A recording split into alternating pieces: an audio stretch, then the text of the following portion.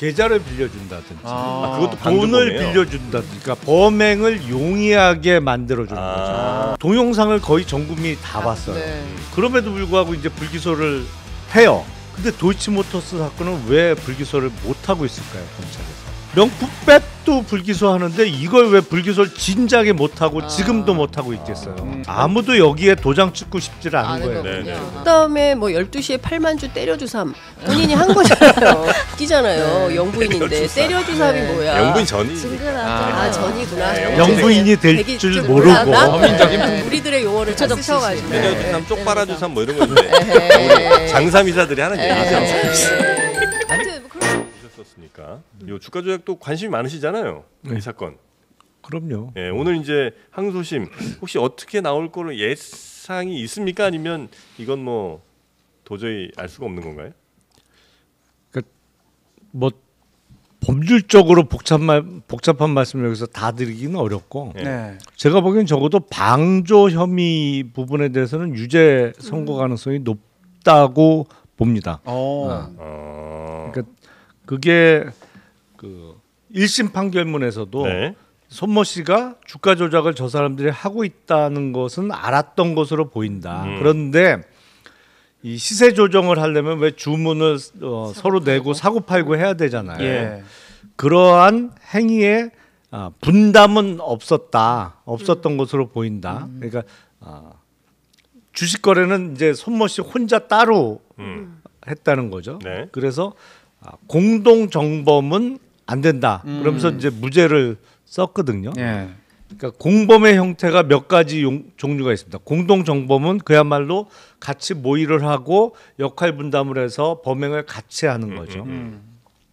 역할 분담은 그 안 했더라도 교사범이나 종범이라는 그러니까 방조범이라는 그거를 이제 교사범, 방조범을 묶어서 이제 종범이라고 하는데 정범이 아니고 종범이라는 거죠. 따라갈 종자를 써서 이게 그거로 이것도 판단해 달라고 예비적으로 기소를 한 거고 그게 두 부분에 대한 판단이 다 나와야 돼요. 항소심에서 이 손모 씨가 공동 정범이 되느냐 아니면 그들의 범행을 도와준 방조범이라는 게 도와줬다는 얘기잖아요. 그러니까 방조범이 되느냐 안 되느냐 두 가지 판단을 다 해줘야 되는데 적어도 방조범은 제가 인정될 가능성이 높습니다. 이 법은 잘 몰라서인지 하나만 여쭤보면 주가 조작의 예를 들어 공범이라고 하면 야 이거 작전 들어간다 언제 사고 언제 팔고 넌 얼마까지 팔고 이렇게 하면 이제 같이 막 팔고 사고 이거 하면 나는 공범인 것 같아요 느낌이.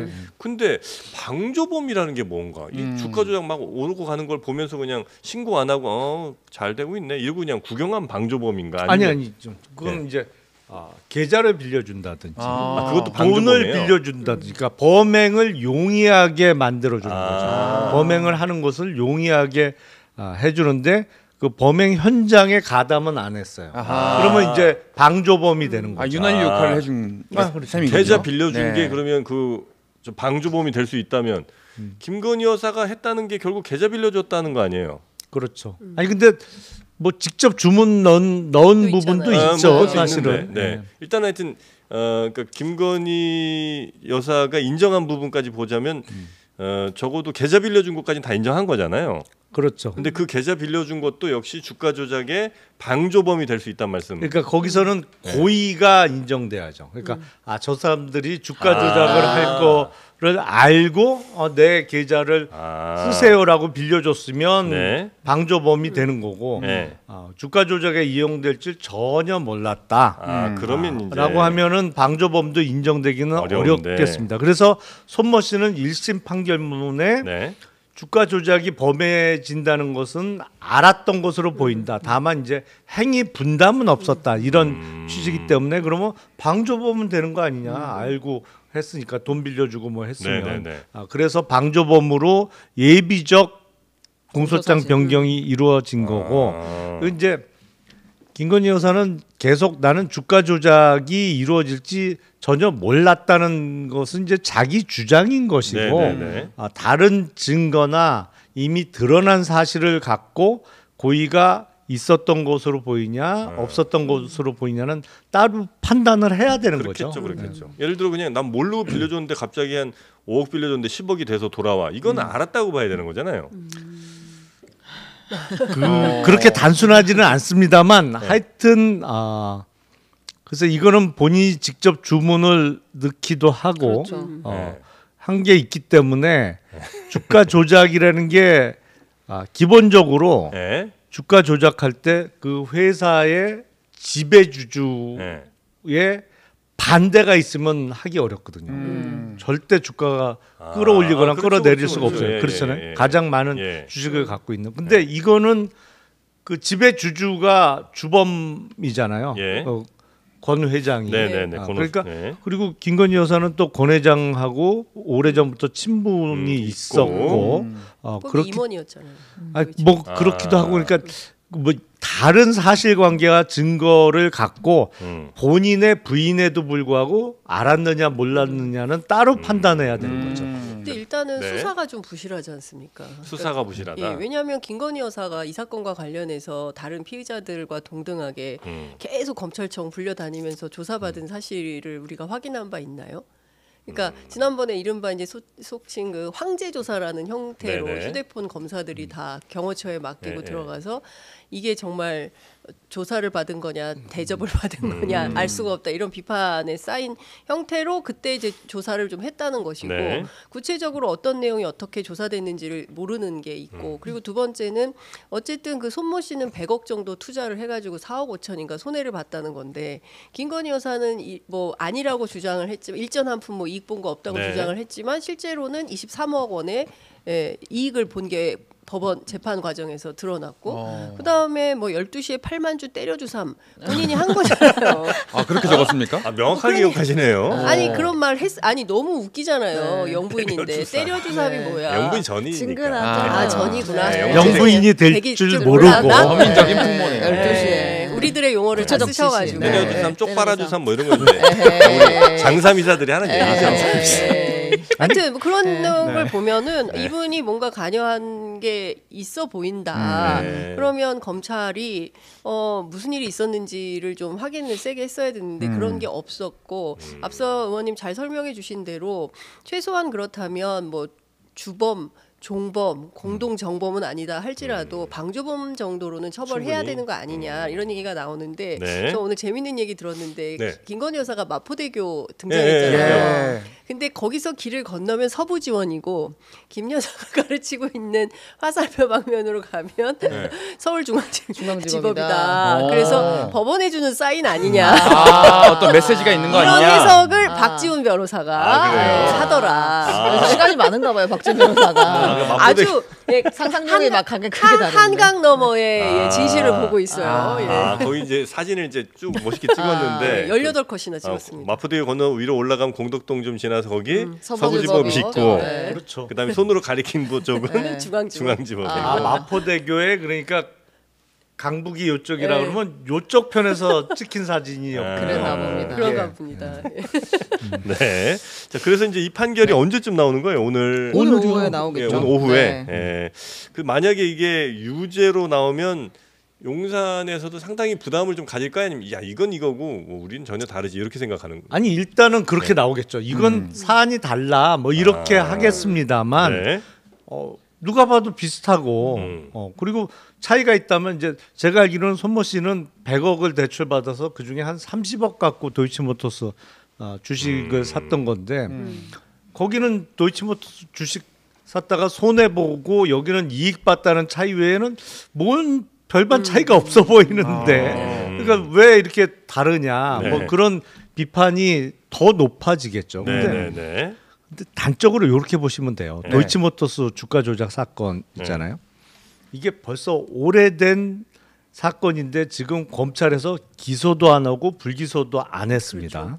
아무 결정을 못 하고 있어요. 근데 명품 백 사건 있잖아요. 네. 네. 이거는 거의 불기소가 지금 정해졌잖아요. 네, 네.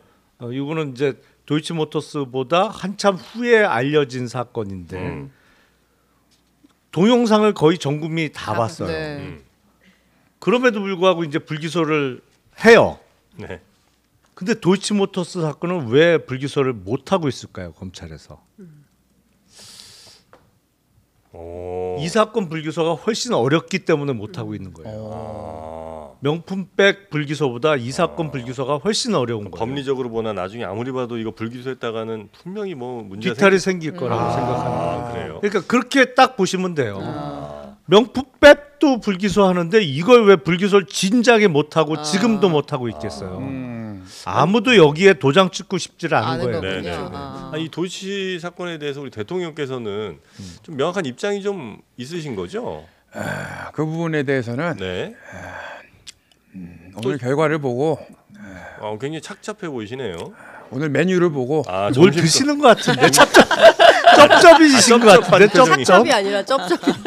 섭섭한 표정이셨군요. 아니 대본에 있는 것만 좀 진행해 주시고 자꾸 당황스럽게 알겠습니다. 아, 죄송합니다. 근데 대통령실 입장은 아마 판결이 나와도 전혀 입장이 나오진 않을 거예요. 아마 이거 뭐 직접 물어볼 수는 있겠으나 기자들이. 입장을 내지도 않을 네, 거다. 공식 입장을 낼 먼저 내지는 필요는 않겠죠. 없다고 생각하죠. 기자들이 이제 물어보면 뭐라고는 할 수 있으나 알겠습니다. 이건 뭐 일단 판결이 나오게 되고 그래서 뭐 어떤 분들은 이게 뭐 운명의 하루가 될 것 같다 이런 얘기도 하는데 그렇게 발전하도록 용산이 뭐 두지는 않겠군요. 너무 애써 무시하겠죠. 네. 근데 그 마포대교하고 자꾸 연관이 돼요. 또 마포대교. 마포대교 너무 좋아하시네요. 아니 왜냐하면 네. 그 상당한 자신감이거든요. 예, 아. 그 사용한 언어도 그렇고 네네. 이게 그 경향신문 통치자의 언어라고 네. 표현을 네. 하고 오늘 뭐 중앙일보도 그 비판을 세게 했던데. 난간이 좀 낫지 않나요? 맞습니다. 좀 그러니까요. 높여야죠. 뭐 조치해라 뭐 이런 등등의 표현을 쓰면서 예. 이것은 뭔가 국정 운영의 한 축이 아니면 하기 어려운 그냥 뭐 격려 방문이었다라고 하면 아유 고생 많으세요 수고하십니다. 네네. 예, 뭐 저희도 열심히 돕겠습니다. 요 정도의 워딩이 나와야 맞는데 조치, 그 선제적 조치를 하라 선제적 그랬어요. 조치는 늘 선제적으로 해야죠. 아니 그리고 네, 주어가 네. 저와 우리 정부는 네. 그래요, 이에요. 맞아요. 예. 그러니까 저와 우리 정부는을 쓸 수 있는 위치에 있는 분은 대통령.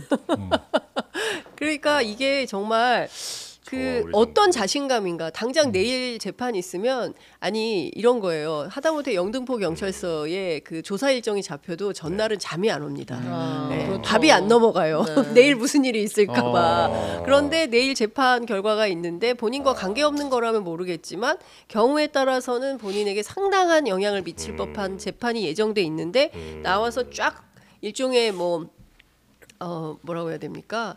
그 상급자가 이제 하급자들에게 업무 지시를 하는 것과 네네네네. 같은 풍경의 네. 사진을 무려 18장이나 공개를 했어요. 그러니까 아주 다양한 포즈에. 네. 그래서 저는 이걸 보면서 이건 상당한 자신감이 있다. 네, 경우에 따라서 어떤 분들은 모종에 뭐가 있었던 거 아니냐는데 저는 거기까지 의심하고 싶지는 않고요. 네네네.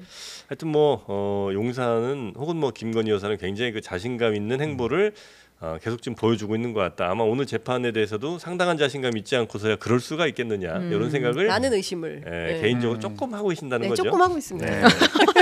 많이 아니에요. 많이는 아니고요. 많이 하지 않습니다. 우리는 항상. 네.